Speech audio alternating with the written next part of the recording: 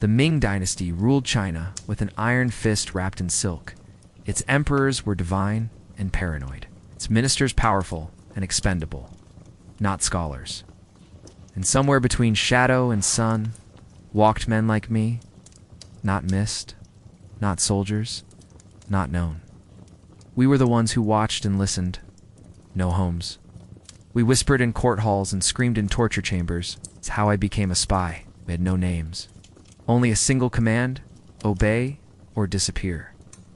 This disease, debt, I never found out. I was born in the year of the monkey, though I don't remember much about it. I was caught stealing from a guard's purse, just the cold, and the smell of piss in the streets. My father was a grain carrier, my mother a washerwoman. They were gone before I was 12. I survived by running messages between taverns and brothels, by eavesdropping on drunks and pretending I couldn't read. But I could. A former merchant once paid me in rice to copy Buddhist sutras. He told me I had the hands of a calligrapher and the heart of a fox. Then one day, his eyes darker than ink, they said. They tied my arms behind my back and marched me to the yamen, the local court. I was ready to die. Instead, a man in black robes came for me, his boots silent. This one we can use. They called it the Depot School, though it was no school at all. It trained those chosen, or condemned, for service in the Eastern Depot, the Emperor's secret police. We learned how to disappear in a crowd, how to follow a target without being seen, with pain, with silk, rope, poison, or patience, how to write 5 different hands of Chinese calligraphy, to forge anything, and how to kill a man silently. Disobedience was punished with sleep deprivation, failure with starvation. Questions. One boy refused to report his bunkmate for hiding a forbidden letter. He woke up the next morning with the boy's head beside him on his cot. No one spoke after that. We were taught history, not as fact, but as weapon. We studied how emperors rose and fell, how words caused wars, how silence won them. On the 100th day, we were given names. Not real names. Those were burned long ago, but new names, code names. Mine was Quiet Ink. That night, we were brought before an officer of the Jinyiwei, the embroidered uniform guard. He wore crimson robes and a blade carved with dragon patterns. Swear to serve the emperor in shadow and silence, he said. Swear to kill your friends if they betray us. Swear to kill yourself if you ever fail. We each bit our thumbs and pressed our blood onto the emperor's seal. That was our contract. Our only one. My first mission was simple. Follow a low-ranking tax clerk who was accused of leaking grain inventories to smugglers. I watched him for 4 days. He visited his sick wife. He played chess. He drank wine and wept alone. He was guilty of nothing except honesty. I reported him anyway. My handler said nothing, just nodded. 2 nights later, I watched from a rooftop as the guards took him away. He screamed for his wife until he was gagged. I never saw her again either. My handler patted me on the back. You understand now? He said. In this job, truth is the enemy of order. Over the next year, I learned how wide the net really was. The Eastern Depot controlled the court. The Jinyiwei enforced the will of the throne. We reported directly to the emperor, bypassing ministers and generals. Our jurisdiction was everywhere. The palace, temples, markets, even military camps. We were eyes in the crowd, ears in the walls, and blades behind closed doors. We forged letters to start wars. We spread rumors to end alliances. We tortured scholars until they named each other as traitors. Sometimes we did it because they were guilty, often because someone wanted them gone. It was justice without law. It was order without mercy. And I was getting good at it. One night, I caught a boy not much younger than I'd been, stealing dried pears. He was fast, clever, hungry. I let him go. The next day, my handler gave me a sealed scroll. Inside, a crude sketch of the same boy. He was now a possible courier for subversive pamphlets. I tracked him for 3 nights. On the 4th, he disappeared. I didn't ask questions, but I did sleep less. By the end of my first year, I had 10 aliases, 9 confirmed arrests. 4 people tortured on my report, and no idea who I really was anymore. But I was rising. The depot trusted me. The guard admired me. The only thing left to earn was the Emperor's gaze. And when he looked at you, you either rose in glory or burned in silence. That's how it begins. With a choice you never made, and a name you never chose. Next, the Eastern Depot, where silence was law and truth was treason. Some say the Eastern Depot was born in the shadows, but that's not quite right. The shadows were born from the depot. This was no mere bureau. It was a fortress behind the throne. A whisper factory, a purge machine, and inside it, men like me became tools, useful, disposable, and very, very dangerous. The depot had no nameplate, no banners, only a black door with 3 golden studs, symbols of silence, loyalty, and death. No outsider entered, not without leaving a part of themselves behind. Inside was a vast web of offices, record halls, prison cells, forges, and archives. Documents moved faster than armies. Rumors were logged like inventory. I arrived with a sealed order, stamped by the Emperor's household itself. They let me in. They didn't ask my name, only my clearance level. I was now a full agent of the Dongcheng. The depot was led not by generals, but by eunuchs, men surgically severed from family, legacy, and ambition. Except for one thing: power. Their loyalty was absolute, their access unmatched. They served in the inner palace. They managed imperial seals, finances, and surveillance.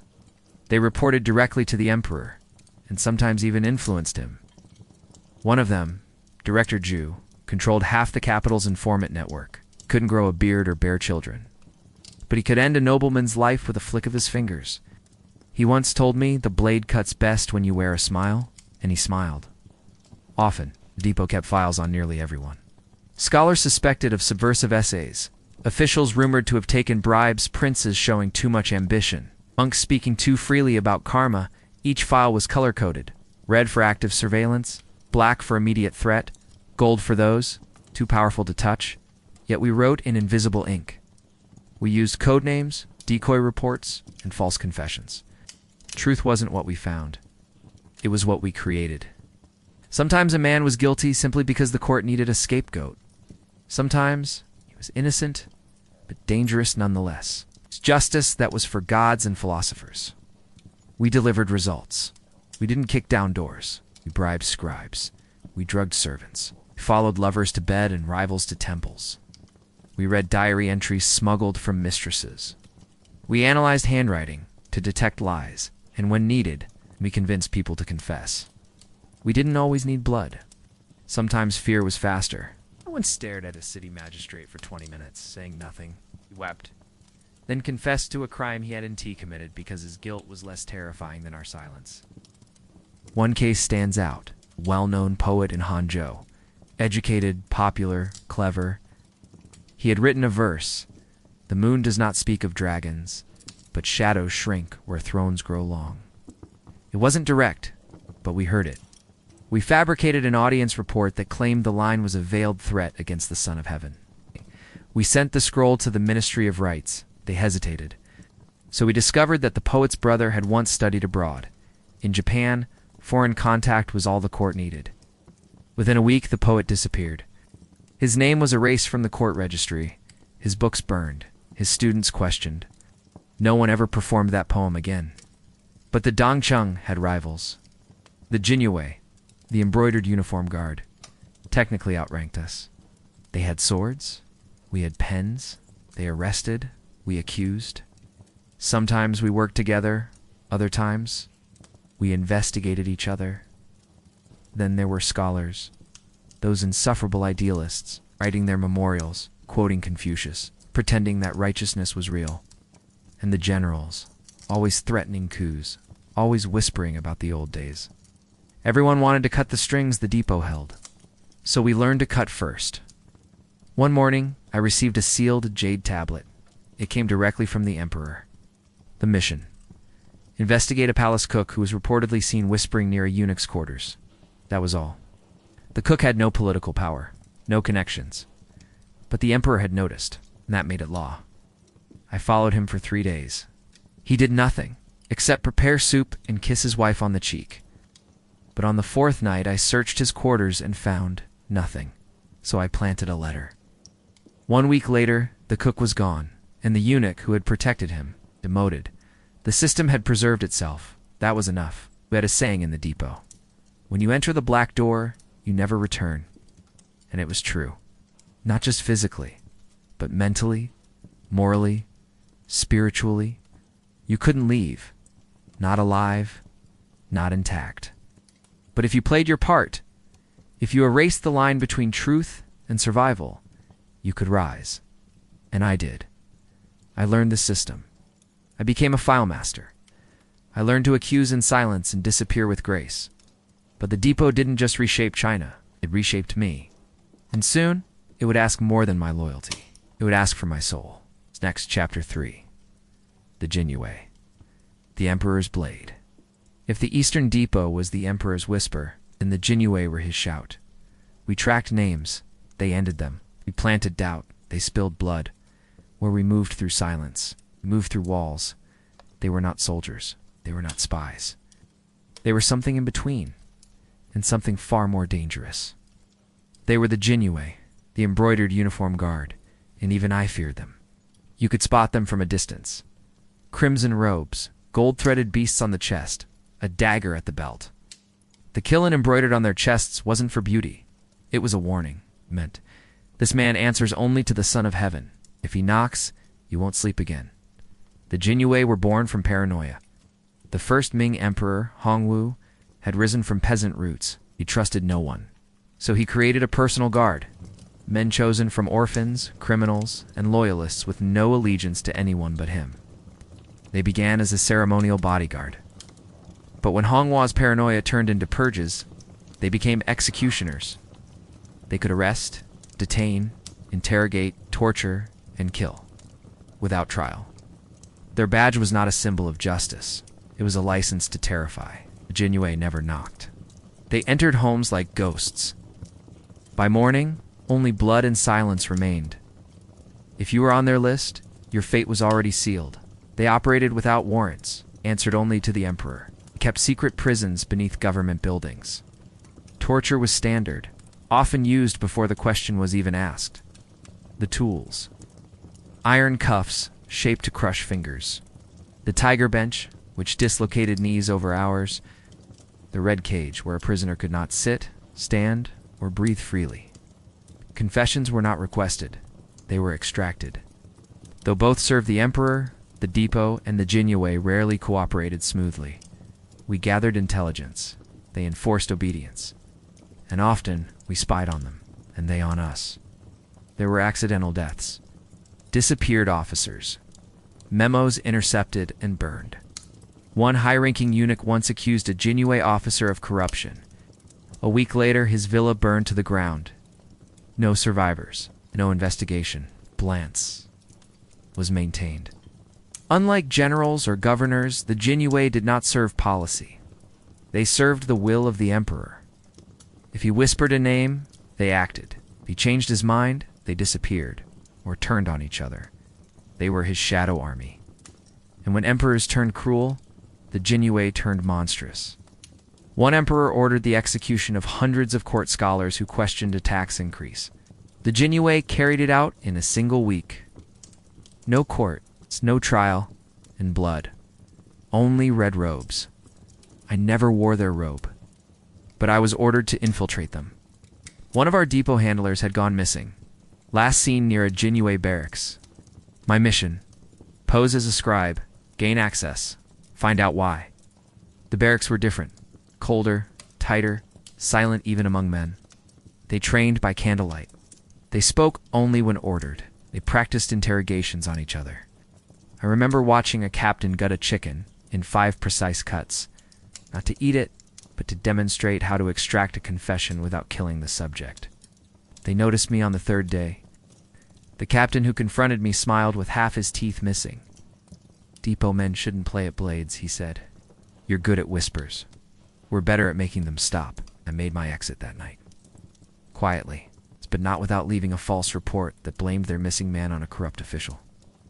a small lie to avoid a larger war. Few saw it, fewer left it. The execution ground was not a public spectacle. It was where enemies of the state, or those who might become enemies, were processed. They used silk cords for strangulation, quiet, efficient, or white cloth soaked in water, tied across the face, to simulate drowning before death. The Jinyiwei documented everything, but not for record keeping, for control. Fear is more effective when it's organized. I once helped forge a fake execution record to convince a traitor that his family had already been killed. He gave us everything within the hour. Then, we really killed them. No one was safe, not even within the Jinyiwei.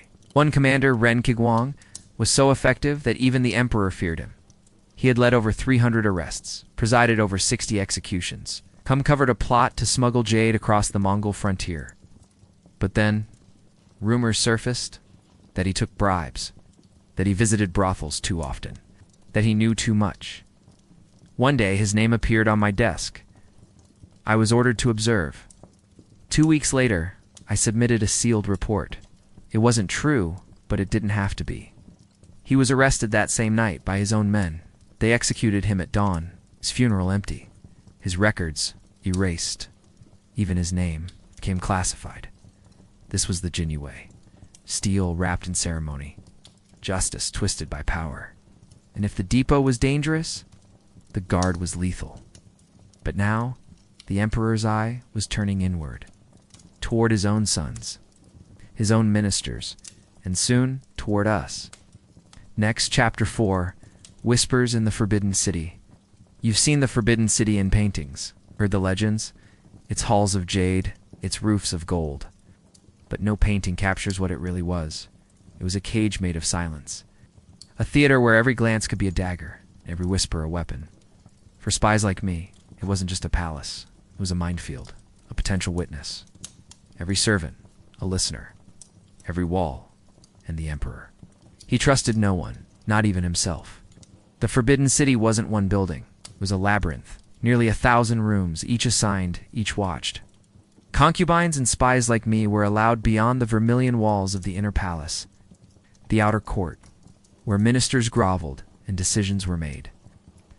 The inner court, where the emperor lived, and where no man could enter without permission. Only eunuchs, the daughters of merchants, gifted as offerings, and even then, we weren't welcome. The emperor's concubines numbered in the hundreds, recorded and watched. Some were girls taken from noble families, others each ranked. Their lives were structured by ritual, dawn prayers, evening inspections, rotations for serving the emperor, sometimes by choice, sometimes not. But what few knew was that some of them were informants, loyal not to the emperor, but to us. I once handled a concubine named Lady Shin. She passed me reports hidden inside hollow bamboo hairpins. She knew when the emperor's dreams grew troubled, when he cried out a name in his sleep. No wounds. When he changed his will. One whisper from her changed the fate of a chancellor. Many sealed her own. Another. She was found dead in her bed one spring morning. Heart stopped. A physician said it was natural. But I had my doubts. The emperor had sons, each a potential heir, each a potential threat. He monitored their tutors, their sleep, their dreams. One prince was too curious, always asking questions about border armies. We filed a report. Another was too kind. He released a servant without punishment. We filed a report. The emperor once asked me, "Do my sons plot against me?" I replied, "They don't need to, Your Majesty. The court does it for them." He laughed and ordered 2 more ministers arrested the next morning. The palace was wired for sound, not by machines, but by men. Servants trained to recognize treason in metaphor. Eunuchs with memories like inkstones, recording everything. Records sealed in lacquered boxes, stored beneath the ground. I once intercepted a poem passed between a court painter and a concubine. Even the dragon weeps behind silk. While birds fly freely past gold. It was beautiful. It was dangerous. We arrested them both. Beauty was rarely innocent in the Forbidden City. The emperor rarely appeared in person. Often he spoke from behind a silk screen, seen only by his closest advisors. His words were law, but his voice could shake. One winter morning, he summoned me directly. He asked only one question. If I were to die tonight, who would move first? I listed 5 names. By sundown, 3 were arrested. 2 were executed. The 4th was me. But I lived, because I told him what he wanted to hear. Not the truth, the useful truth. Yes, we spied even on the emperor, his dreams, his meals, his physicians, his calligraphy. When his brushstroke faltered, we asked why. When he skipped a ritual, we noted it. And when he began to speak with ghosts, we told the court astrologers. They adjusted the calendar, declared an unlucky star. Executed a fortune teller. Order was restored. But sometimes, the walls talked back. A servant caught stealing medicine confessed that a eunuch had been altering the emperor's dosages. Not to kill him, but to influence him. The eunuch had been slipping herbs to keep him docile. Suggestible, we confronted him. He smiled and said, "What's the difference between love and obedience?" He died 2 days later, poisoned, we think, by someone in his own rank. Working in the Forbidden City gave you proximity to power, but not power itself. We knew everything. We trusted no one. Every relationship was a transaction. Every favor a weapon. I once saved a concubine from exile. 3 weeks later, she reported me for falsifying a scroll. She wasn't wrong, but she forgot who I reported to.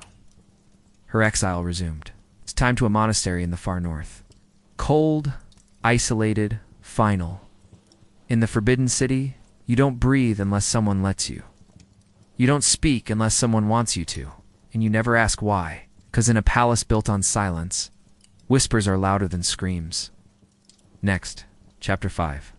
The Spy Who Loved No One. They train you to listen, to wait, to disappear. But they never train you for loneliness, because in this world, love is liability, trust is poison, and attachments are what get people killed. I learned this the night I was ordered to betray the only person I ever cared about, but I'm getting ahead of myself. Let me take you back to when I still believed I was human. Her name was May, at least that's what she told me. She worked in the Bureau of Fragrance, one of the palace's lesser departments, responsible for perfumes, incense, and scented oils for the emperor's private chambers. We met when I was investigating a concubine who had collapsed after bathing. It turned out to be heat stroke. It's not poison. But I returned again and again for follow-up questions, I told myself. She never flinched, never flirted. But she remembered small things. How I took my tea. That my left shoulder twitched when I lied. That I always stood with my back to the wall. One day, she said, "You act like someone's always watching you. This must be a lonely way to live." I said nothing. But I stayed longer the next night. It was subtle at first. A nod, a touch, a gesture no one else would notice. But for a man who lived in shadow, it was sunlight. We met twice a week, never in the same place, never longer than a meal, always watched, always afraid. She never asked what I really did. I never told her, and for a time, I believed that was enough. Then came the order, anonymous informants claimed. She had been smuggling sandalwood oil outside the palace. 2. Who? I didn't say, was it true? I didn't care. I'd seen this before, how the system tested you, how it peeled back your weaknesses and squeezed until something broke. I requested a delay. They gave me 3 days. I followed her as ordered. I watched her give scented candles to a maid. I watched her leave a scroll at a shrine. I found nothing. Except the truth I didn't want. She was too good, too composed, too careful. She had secrets, just like me. I confronted her. "Why are they watching you?" She didn't flinch. "Why are you asking me like a spy?" Silence between us was heavier than any blade I'd ever held. Finally, she whispered, "You think you're the only one who lives with secrets?" Then she left. No goodbye, no scream, no betrayal. Just distance, and I knew. The next time I saw her would be the last. I wrote the report.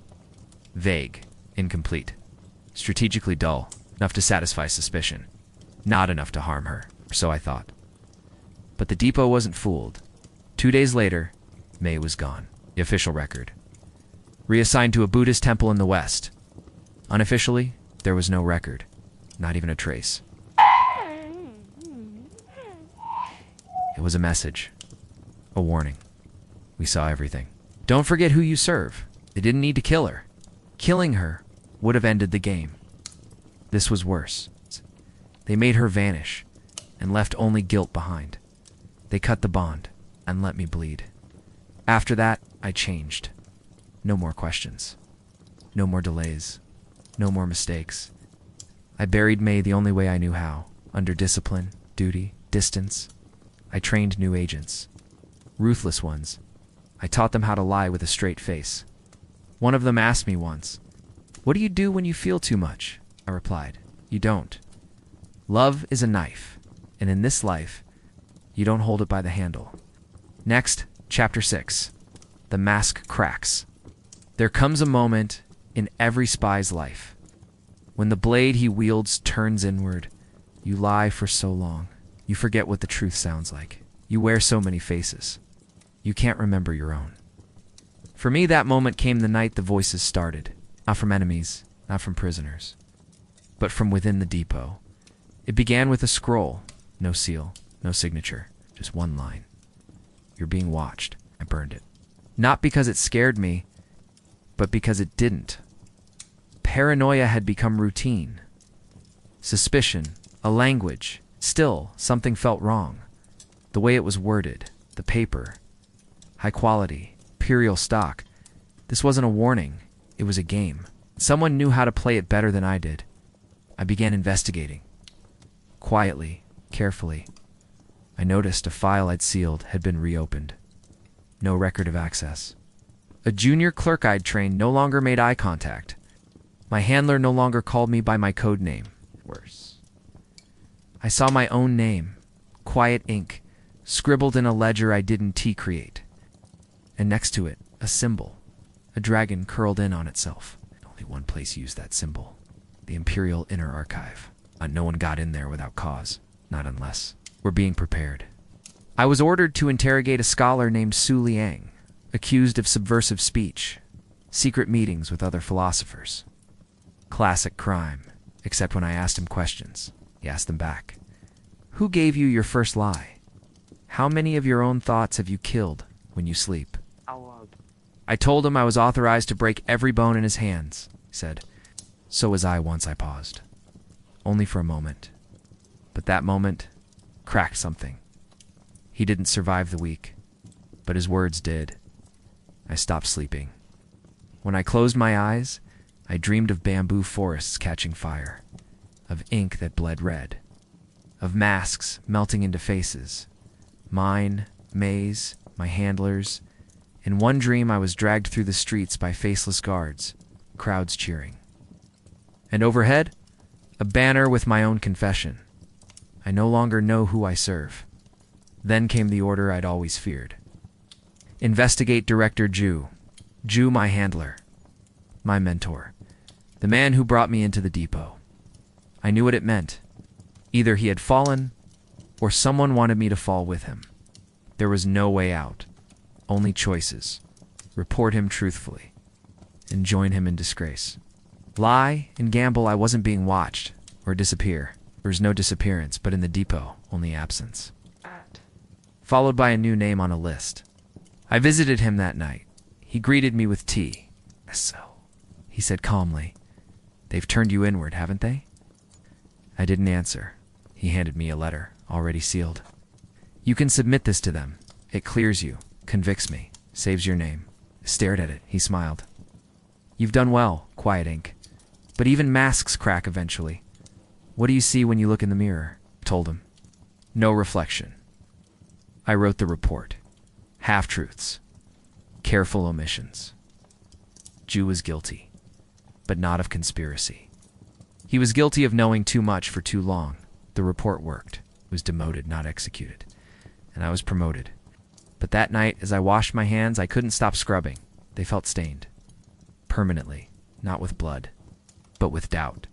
They say the worst prison is the one you don't know you're in. I knew mine now. Its walls weren't made of stone, but of faces I'd betrayed, and a name I could never speak aloud. The mask was cracking, and beneath it there might be nothing at all. Next, Chapter 7. The Tiger Throne. They call it the Tiger Throne, not for the beast carved into its arms, but for what it does to those who sit on it. The Ming Emperor ruled over millions, but in truth, he trusted only three: his sword, his shadow, and the men like me, who whispered into his ears and poisoned them if he asked. But now, I was being asked to watch him. Think that is when I truly understood what fear meant. The Emperor never moved alone. He was surrounded by eunuchs, guards, advisors, astrologers, concubines, and spies. He lived in ritual, wrapped in protocols so tight that even his size had schedules. But still, his mind wandered. He questioned old allies, feared his own sons, searched scrolls for hidden messages. And when the stars misaligned, heads rolled. One night I was summoned alone. Behind a silk veil, the Emperor asked me, "Who whispers when I sleep?" I replied, "No one, Your Majesty." He paused, then said, "That is not the answer I want. Find the traitor, or I will assume it is you." It was no longer paranoia, it was prophecy. And I was the messenger. The Emperor's private quarters were sacred, yet corrupted. His food was tasted by 5 men. His robes inspected for needles. His dreams, recorded by scribes. I found strange things, poetry written in his own blood, a hidden drawer with a dead sparrow, letters addressed to his dead mother. Each clue made the picture darker. Not treason, not madness, but torment. Behind it all, silence. I sought out the royal astrologer. He'd once predicted the death of a general and been right. Now, he looked at the stars and said, "The tiger has turned inward. Its claws are no longer for enemies, but for itself."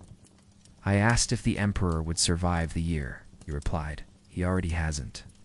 As I watched the Emperor, I felt eyes turn toward me. Footsteps outside my chamber at night, my documents subtly rearranged. A message on my door, scrawled in water, "The throne watches." I reported everything and nothing, because in this game, to report too much is to betray. To report too little is to be betrayed. He summoned me again. No screen this time. He looked old, tired, more shadow than man. He whispered, "I see them in my dreams, the ones I've killed. They line up outside my door and bow." I dared ask, "Do you regret it?" He said, "I regret nothing except surviving them." Then he laughed, a sound that chilled me more than any scream I'd ever heard. And then I saw the real danger. The Emperor's son. He was popular with the guards, respected by the generals. Quietly endorsed by Confucian scholars, he smiled too easily and never said anything of consequence, which in the Forbidden City meant he was always thinking. I filed the report. The Emperor read it, then burned it. The next day, he promoted his son to oversee military training. The tiger had invited its rival into the cage. Within the palace, agents began erasing evidence. Servants were reassigned or silenced. The Emperor's physician was found drowned in a koi pond. Suicide, they said. But I knew the signs. The throne was cracking. And when it fell, the ones closest to it would be crushed first. I prepared 3 versions of my final report. One for the Emperor, one for his son, and one for myself. The throne ruled China, but it also devoured its rulers. And we, the Watchers, the Whisperers, the worms in its wood, we were the ones who kept it standing, even as it rotted from within. Next, Chapter 8, Poison in Paper. In the Ming Secret Police, we never said that. We proved it. A single forged decree could start a war. A whispered accusation on the right scroll could end a dynasty. And a poisoned inkstone could rewrite history in the name of the Emperor. We didn't need armies. We had calligraphy. We had silence. And paper soaked in blood. Within the Forbidden City, there was a chamber few knew by name. The Ministry of Documents. It was not a ministry in any official record. It had no public duties. But it controlled the very breath of the state.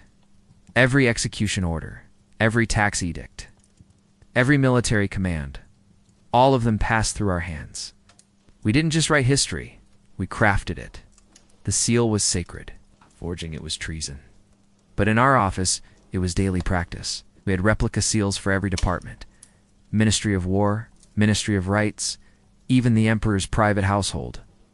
Each stroke, each engraving duplicated to perfection, because one decree, signed in the Emperor's hand, could send a rival general marching to his death. I once created such a document. Next week, 10,000 men died on the wrong side of a river. They called it an imperial miscommunication. We called it Tuesday. He had a saying. We didn't need a knife. Ink kills more quietly than steel. Sometimes we just needed poisoned parchment. One favorite method: dusting the edges of a scroll with powdered aconite, so fine it looked like old paper.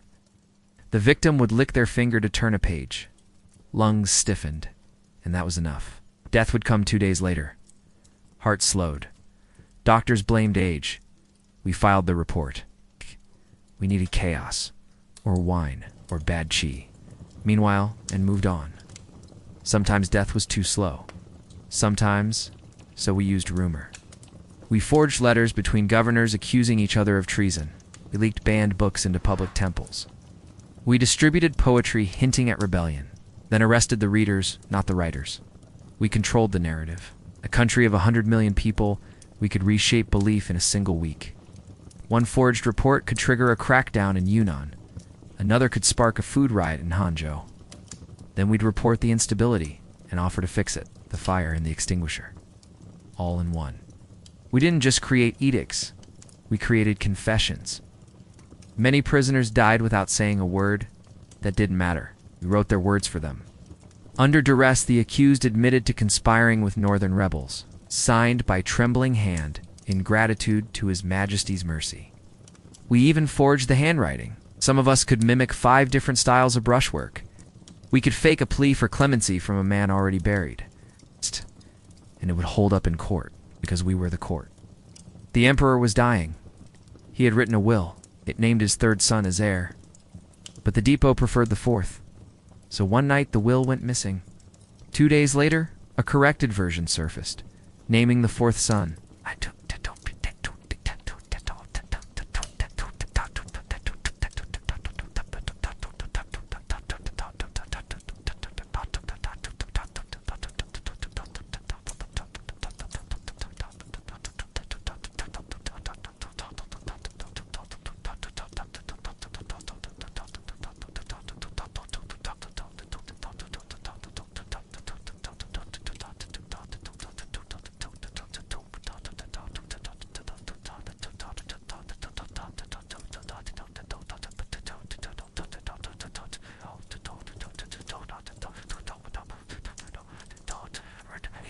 Some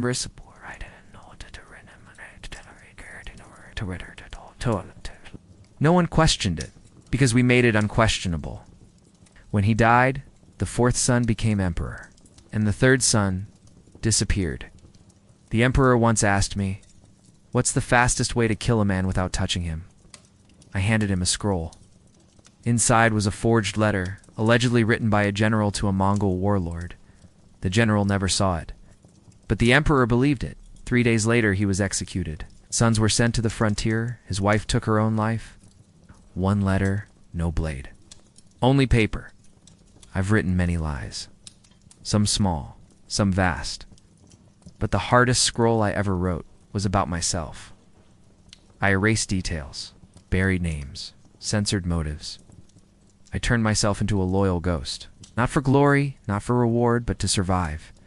Because in the world of poison and paper, even your memory can be forged. History remembers the wars, the emperors, the dynasties. It forgets the hands that shaped the ink, the poisoners who smiled, the spies who rewrote fate. But we were always there, in the margins, where the real power lives. Next, Chapter 9. Burn the archives. In the end, all empires fear the same thing: memory. Not of glory, but of secrets. The Ming throne had ruled for centuries, but now it trembled. The emperor was dying. The court was split. The secret police, the depot I had served, was being watched. And when a system built on silence feels threatened, it burns the archives, not just the documents, not just the evidence, but everything, even the people. The order was short. Archive reduction. Begin phase 1. I had seen those words only once before, during the Southern Purge. It meant destroy all incriminating material, eliminate vulnerable witnesses, rewrite the official record. I was put in charge of Section 1-2, a collection of files dating back 30 years. Confessions, forgeries, royal correspondence. Names I barely remembered, and some I would never forget. We burned everything. Ink melted. Wax seals hissed like snakes. The smell was unbearable. Charred bamboo, scorched silk, old secrets turned to ash. A younger agent asked if we were doing the right thing. I said right has nothing to do with it. Survival does. Not everything could be burned. Some things breathed, remembered. So we made them disappear. A former calligrapher with a too-perfect memory, a eunuch who once handled the emperor's private diary, a concubine who knew the contents of 3 sealed letters. They were all sent away, some to distant provinces, others to medical retreats. A few. 2 ditches behind the northern wall. One man, the senior archivist, asked me to spare his cat. I did. I'm not a monster. It's just a servant. We didn't just erase history, we replaced it. We wrote new records, the Purge in Suzhou, labeled a tax reassessment, the Poison General, declared a martyr to banditry. The Emperor's breakdown, omitted entirely. A single dynasty can hold 1,000 lies, if written neatly enough. Watched one of our scribes work for 19 hours straight. He copied a 400-line confession word for it. From memory, then burned the original. I asked him why. He said because the truth is too dangerous to preserve. And then came my own archive. 3 scrolls, 5 code names, a list of targets. A final, unsigned confession I didn't remember writing. I stared at the pages for a long time, then I burned them, one by one. And with them, every name I'd used, every face I'd worn, till all that was left was smoke, and a man I barely recognized. The Emperor's 4th son, the one we had helped ascend, finally returned to the capital. He wore white robes, smiled like a monk, but his eyes belonged to a knife. Within a week, 3 depot directors were arrested, 7 agents vanished. The Jinyiwei changed leadership, and me, I waited. Every knock at my door might have been the last. Then came the final list, 10 names, all marked for historical closure. My name was 9th. I had 2 choices, run or finish what I started. I chose the 3rd option. Before I left, I hid one scroll, blank, unmarked, untouched. Why? Because someday, someone will wonder what happened to the truth, and maybe they'll find this. Maybe they'll write it down. Not for glory, not for vengeance, but because some lies are too large to disappear completely. Even when the archives are gone, in the end, we burned everything. The names, the memories, the mirrors, but not the ghosts. They remain in every hall, every inkstone, every silence. Because the past doesn't vanish, it only waits for someone brave enough to look. Next, Chapter 10. What survived? When dynasties die, they don't leave corpses. They leave paper. They leave walls still standing, but emptied, streets renamed, faces forgotten, files burned, rewritten, erased. And yet, something always survives. Not whole, not loud, but enough to know we were here. The Ming Dynasty collapsed in 1644. A rebel army led by Li Zicheng marched into Beijing. The emperor hanged himself beneath a twisted pine tree in the imperial gardens. The palace was ransacked. The archives looted, the eunuchs slaughtered or scattered. The Eastern Depot ceased to exist. At least officially, when rebels reached the depot headquarters, they expected gold, confessions, secrets. They found nothing. Instead, the scroll racks were already bare. The vaults already burned. The poison rooms sealed shut with cement. We had done our job, our last job. But not everything could be destroyed. Some files were hidden, some agents had already disappeared, and some had changed names, faces, loyalties. The spy survives. That is his nature.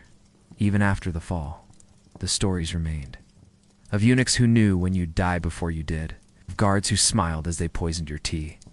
Of lovers who turned out to be informants. One man, always unnamed, who recorded the emperor's dreams in blood. These weren't fairy tales. There were warnings.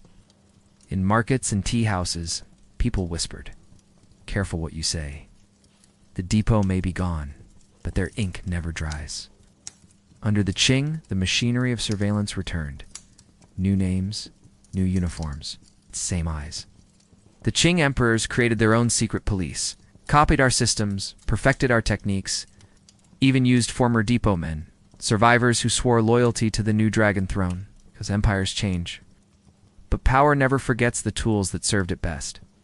As for me, I left long before the capital fell. New name, new city, no papers. I ran a print shop, taught calligraphy, wrote poems that no one read.